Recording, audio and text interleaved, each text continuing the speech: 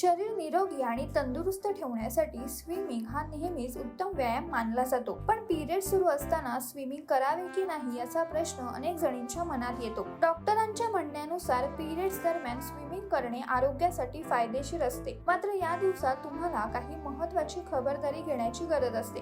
विशेषतः मुलींनी पिरियड्स दरम्यान स्विमिंग करताना पॅड ऐवजी मेन्स्ट्रुअल कप किंवा टॅम्पॉनचा वापर करावा. मेन्स्ट्रुअल कप किंवा टॅम्पॉनचा वापर स्विमिंगसाठी पूर्णपणे सुरक्षित मानला जातो. स्विमिंग करताना कायम स्वच्छ पाण्याचा वापर करा. अस्वच्छ पाण्यात स्विमिंग करणे टाळा. याशिवाय स्विमिंग नंतर क्लोरीनचा प्रभाव दूर करण्यासाठी स्वच्छ पाण्याने आंघोळ अवश्य करावी. याशिवाय पिरियड्स दरम्यान स्विमिंग केल्याने अनेक फायदेही होतात. पिरियड्स मध्ये जाणवणारी बॉडी पेनच्या समस्येवर स्विमिंग प्रभावी ठरतं.